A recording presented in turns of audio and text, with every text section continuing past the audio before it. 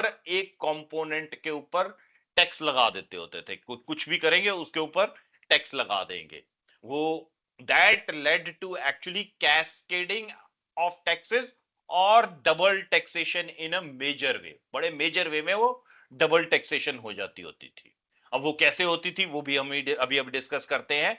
Before that we will be talking about one small quiz. 8-10 सवाल है मेरे पास जो आप ही के स्टडी मटेरियल से है, उनके जवाब मैं एक्सपेक्ट कर रहा हूं कि आपको पता होंगे अगर आपने क्लासेस जो है वो अच्छी कंसंट्रेशन के साथ अटेम्प्ट जो है वो अटेंड करी हैं। तो सो जो जीएसटी लॉ है it basically amalgamates a large number of central and state taxes into a single tax. तो कौन कौन से लॉज को इसने जो है सब्ज्यूम किया है, कौन कौन से लॉज अमेलगमेट हुए हैं?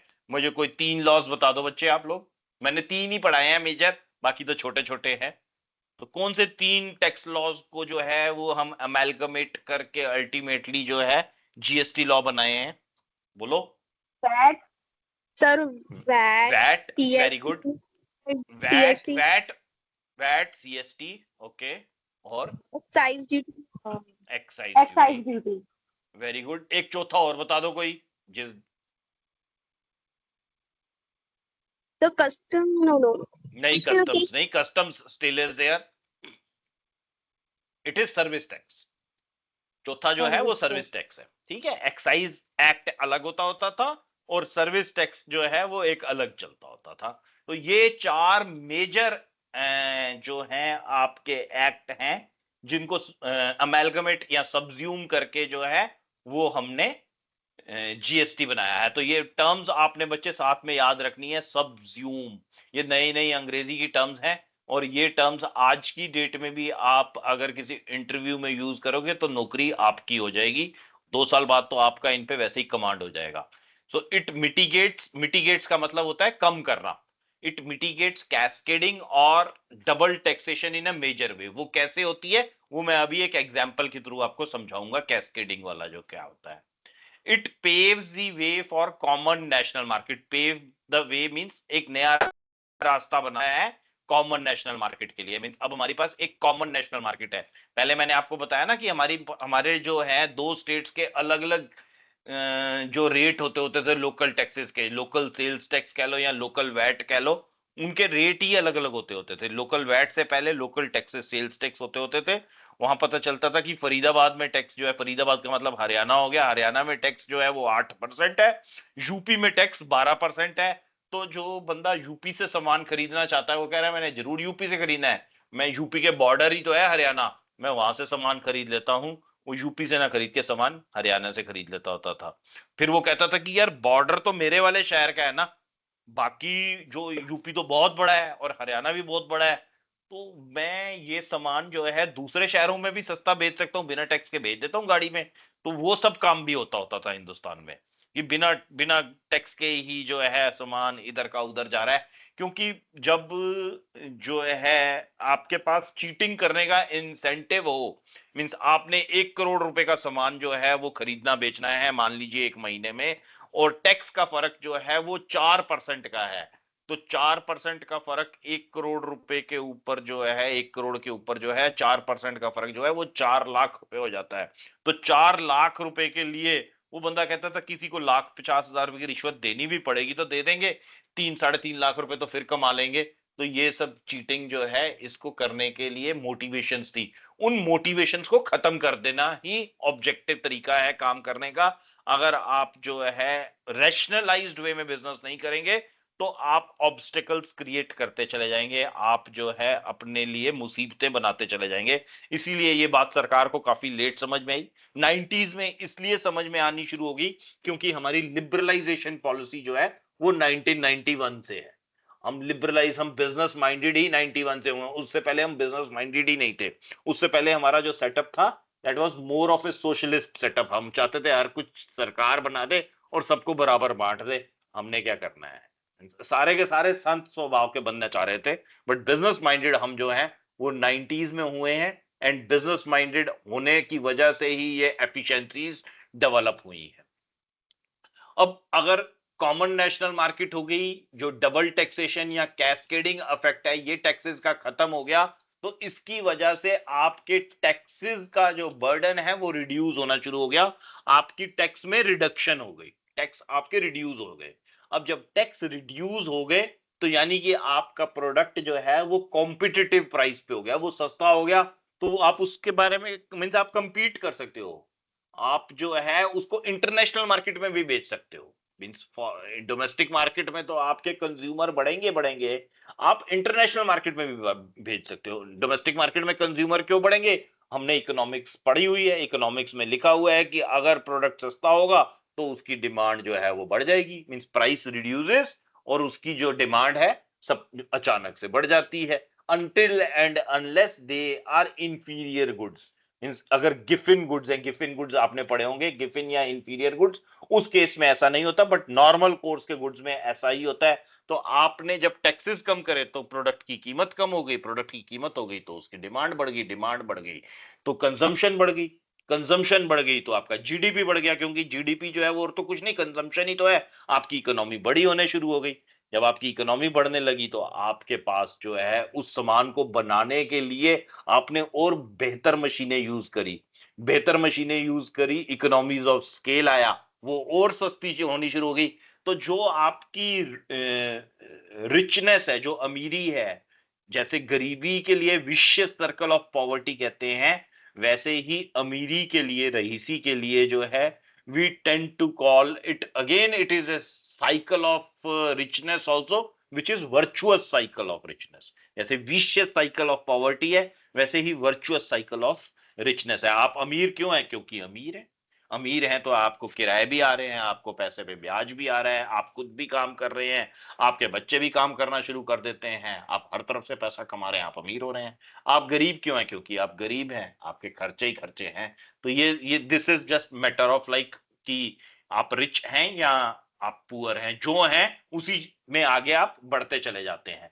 तो जैसे ही हमने टैक्स बर्डन रिड्यूस करा इकोनॉमी में, तो आपके गुड्स सस्ते हुए, गुड्स सस्ते हुए तो उसकी जो है डिमांड बढ़ गई, डिमांड बढ़ गई तो उसकी कंजम्पशन बढ़ गई, उसकी कंजम्पशन बढ़ गई तो आपकी जो फैक्ट्री जिसमें आप प्रोड्यूस कर रहे थे, आपको इनकम ज्यादा मिली, आपको इनकम ज्यादा मिली, आपने नई मशीनें लगा ली, आपने नई मशीनें लगाई, गुड्स और सस्ते हो गए, वो और ज्यादा सेल होने लगे, आपकी इनकम और ज्यादा बढ़ गई, बढ़ती ही चली जा रही है। बस इतना सही कंसेप्ट है इकोनॉमिक्स का जो है, वो आपको लोअर टैक्सेस से मिलता है, और वो लोअर टैक्सेस आपको कहां से मिले, that happened with introduction to GST law.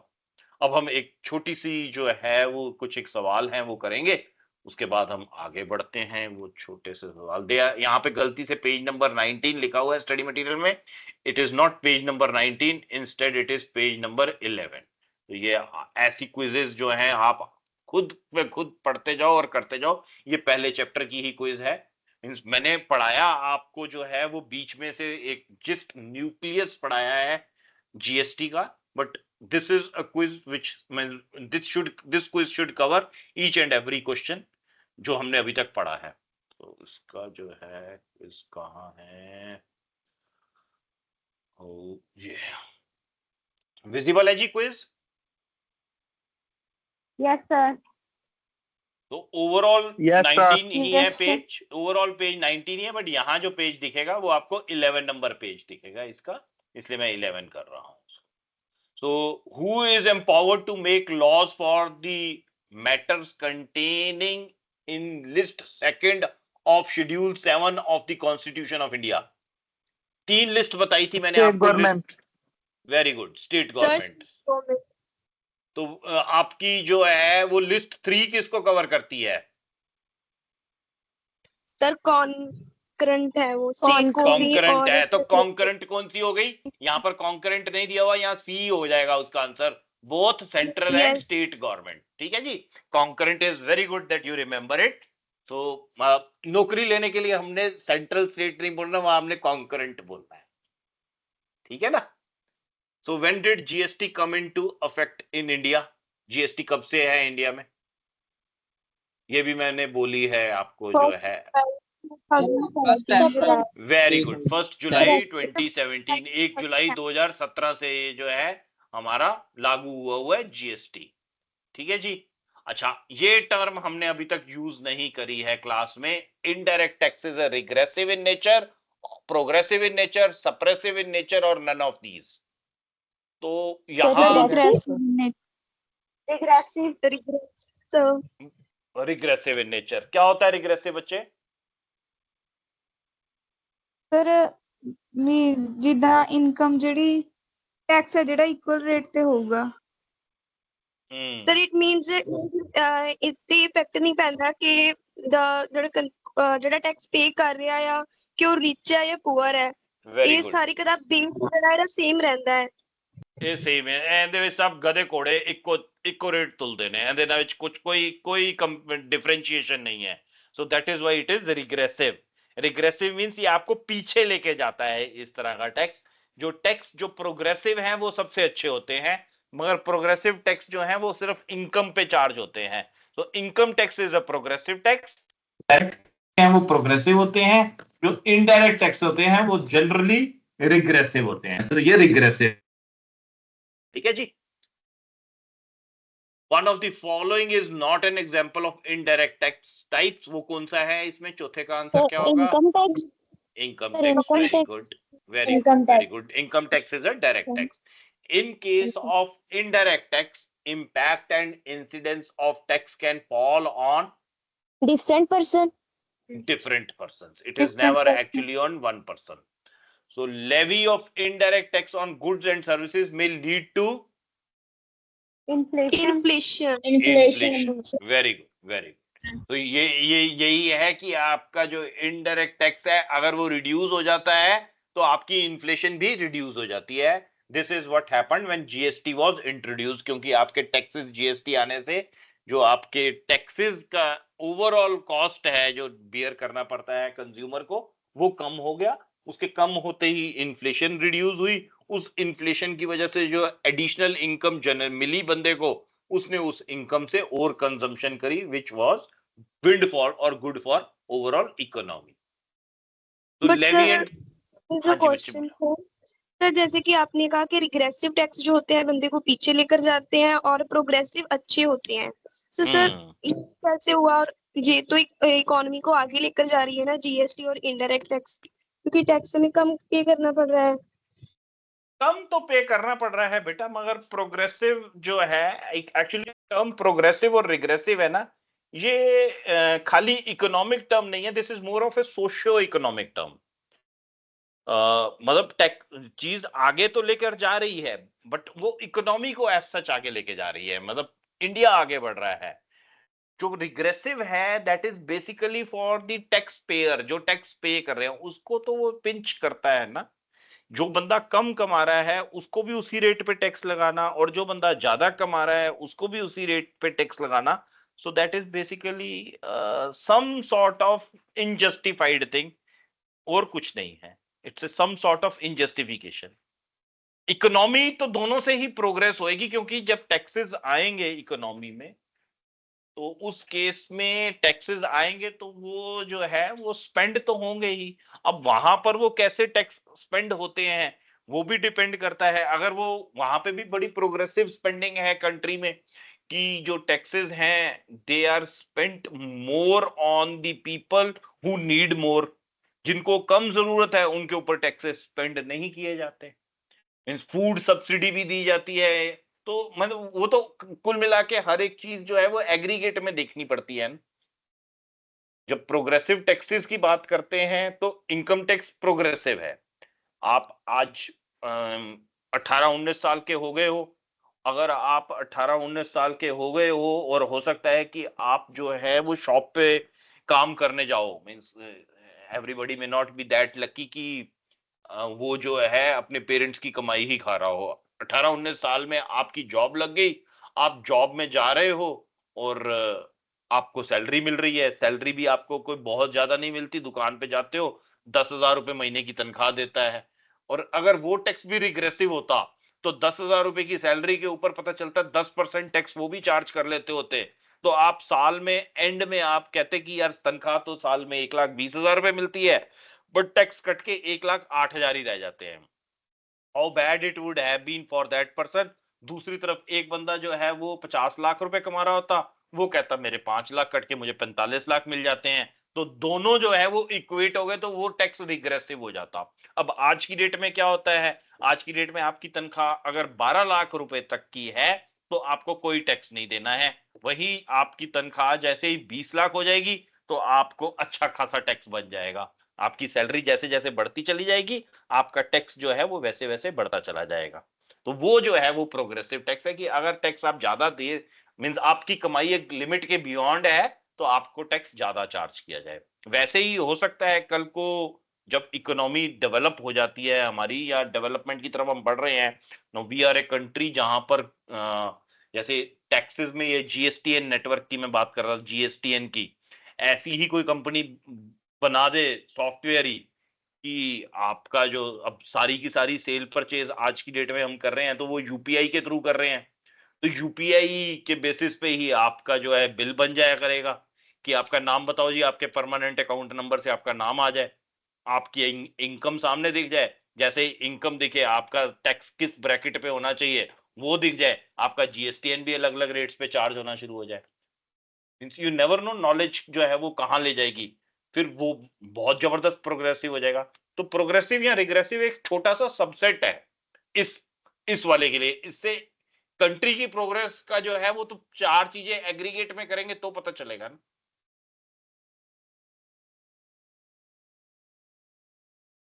Yes sir.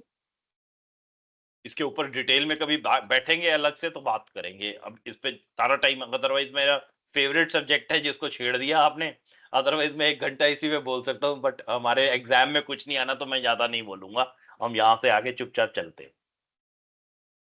Okay sir. So, levy of indirect taxes on goods and services may lead to inflation. ठीक है जी।